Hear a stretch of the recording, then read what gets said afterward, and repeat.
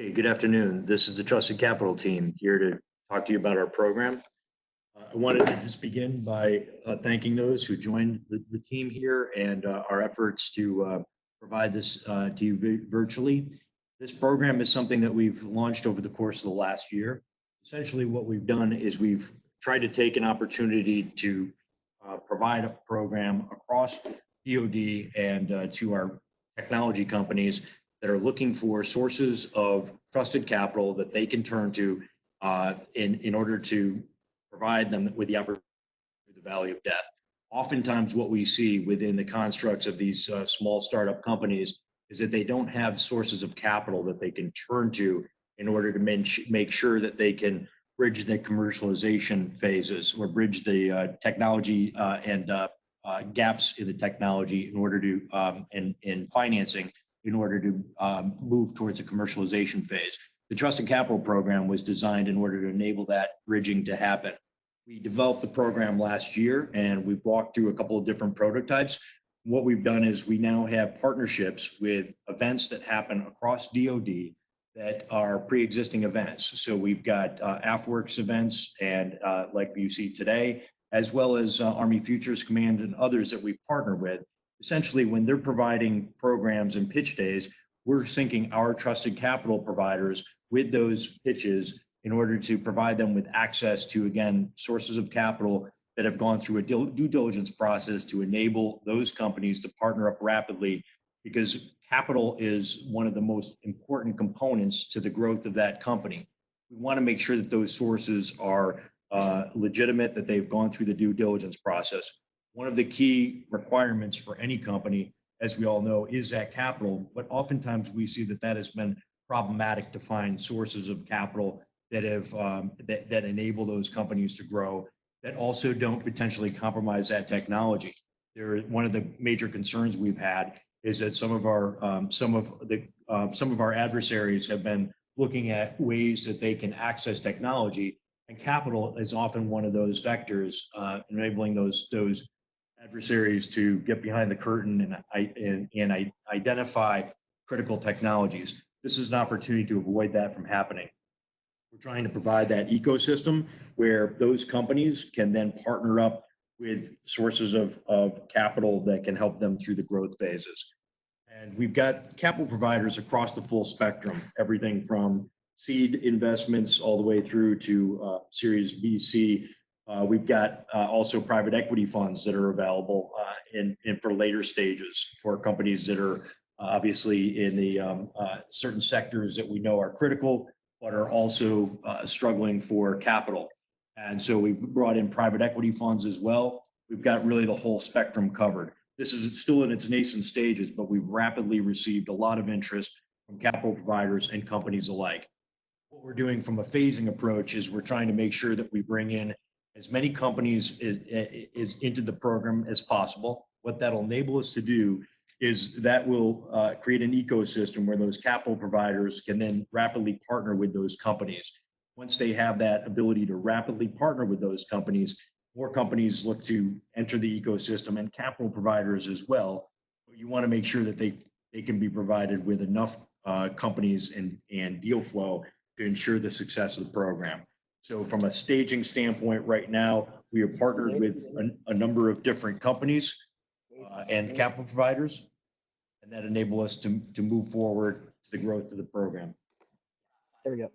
So if you look at this slide, this talks through what we were mentioning before, which is a lot of times our funding up front from the government side and industry enables us to get through the research phase. But once we get to prototyping, we often see that there's that pre-commercial gap where we've got the valley of death.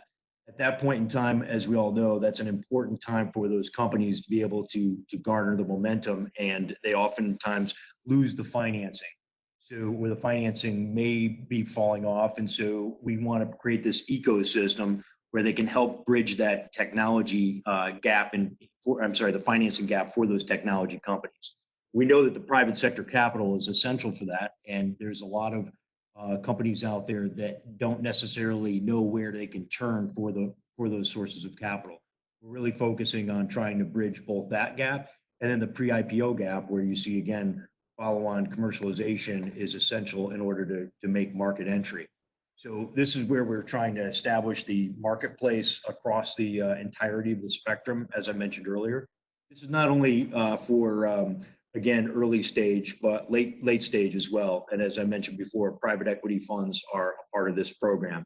We're continuing to build that out as we move forward, and we've got quite a number of capital providers that have expressed interest and continued to join the program on a monthly basis. The next slide, this is really just showing you what the program looks like. We have firms that apply to the program, apply to the different events that we have across, as I mentioned before, right now, Air Force and Army events. They enter our venture days, and at that point in time, they have an opportunity to engage with this network across the full spectrum of capital I mentioned earlier. And then that enables those partnerships to transpire. We are not doing a brokerage.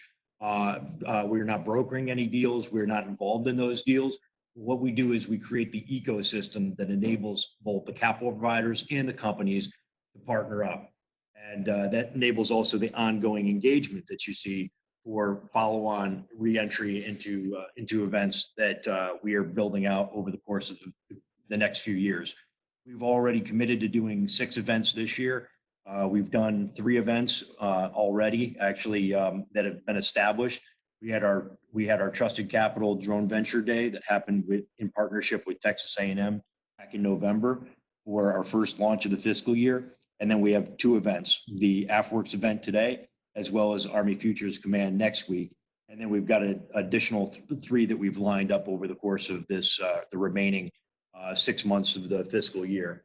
So its program's progressing well.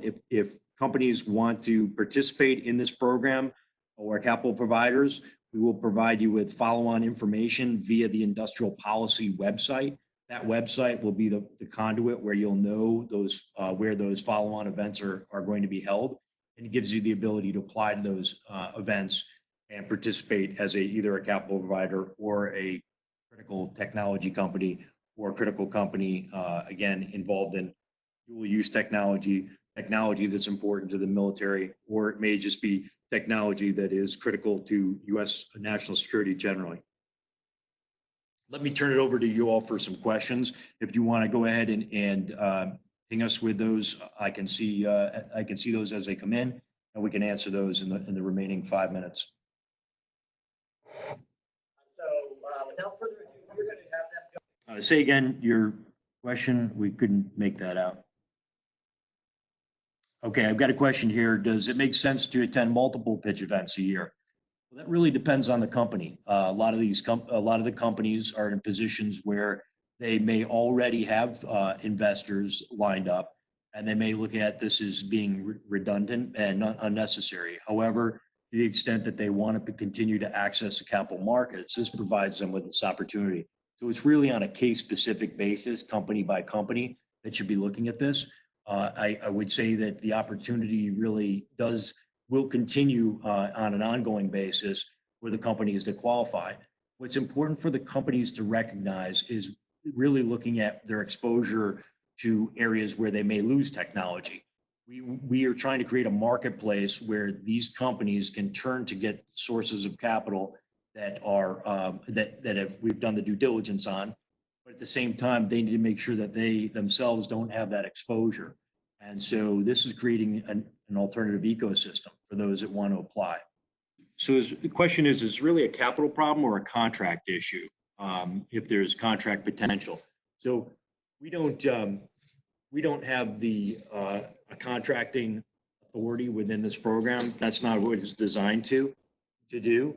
Understand that some of the participants and some of the companies understand that contracting with government in the past has been challenging and continues to be. We're trying to remove a number of the impediments that exist in that front. And as you've seen, I think there's been a tremendous amount of progress just over the past couple of years.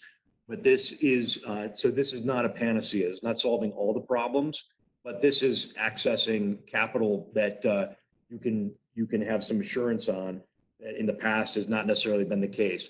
Because what we've seen is a number of companies that have started up with 5 engineers. They don't necessarily have a great deal of business acumen, which is understandable. They've got a fantastic product and they're trying to launch a company from that product set. What we're trying to do is enable those groups of companies to access capital And also with that capital and with that venture capital funding in particular, what you find is a degree of business acumen that some of those engineers themselves may not have had. And so this offers an opportunity to engage with that community.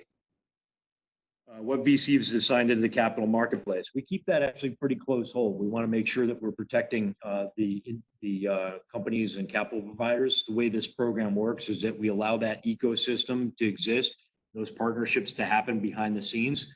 So it would really take the involvement in the program to get into that, to get that level of detail.